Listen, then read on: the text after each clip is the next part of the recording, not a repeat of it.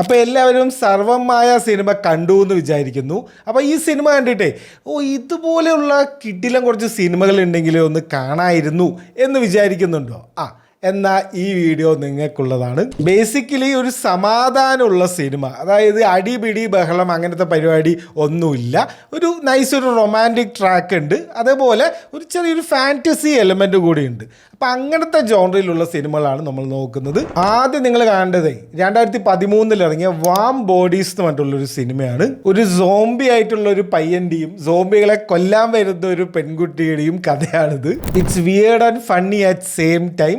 Amazon പ്രൈമിലുണ്ട്, കണ്ടു നോക്കുക. അടുത്തത് 2024 ഇറങ്ങിയ ലിസ ഫ്രാങ്കൻസ്റ്റീൻ എന്ന് പറഞ്ഞിട്ടുള്ള സിനിമയാണ്. ആ പേര് കേൾക്കുമ്പോൾ തന്നെ നിങ്ങൾക്ക് ഇത് എങ്ങോട്ടാ പോക്ക് എന്ന് മനസ്സിലായില്ലേ? അപ്പോൾ ഈ കൂടുതലൊന്നും പറയുന്നില്ല, സ്പോയിലറായി പോവും.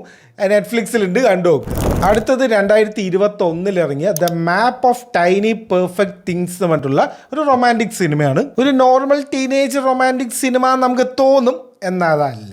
ജസ്റ്റ് ലൈക്ക് സർവമായ ആദ്യം കാണുമ്പോൾ നമുക്കൊരു കാര്യം തോന്നില്ലേ, ഇതിങ്ങനെയാണെന്ന്. പക്ഷെ അത് അങ്ങനെയല്ലല്ലോ, അതന്നെ ഇത്. ഇനി അവസാനം എൻ്റെ ഒരു പേഴ്സണൽ ഫേവറേറ്റ് മൂവിയാണ് 2020 ഇറങ്ങിയ പാം സ്പ്രിങ്സ്. ടൈം ലൂപ്പിൽ പെട്ടുപോയ രണ്ട് ആൾക്കാർ എങ്ങനെ അവരുടെ റൊമാൻറ്റിക് ലൈഫ് മുന്നോട്ട് കൊണ്ടുപോകും, അതാണ് ഈ സിനിമ. അടിപൊളി ഒരു കോമഡി മൂവി കൂടിയാണ്. എന്തായാലും കാണണം, ആമസോൺ പ്രൈമിലുണ്ട്. അപ്പോൾ ഇത്രയേ ഉള്ളൂ. ഇതുപോലത്തെ നിങ്ങൾക്ക് വേറെ ഏതെങ്കിലും സിനിമ അറിയെങ്കിൽ കമൻറ്റ് ചെയ്യൂ, എല്ലാവർക്കും ഒരു ഹെൽപ്പായിരിക്കും.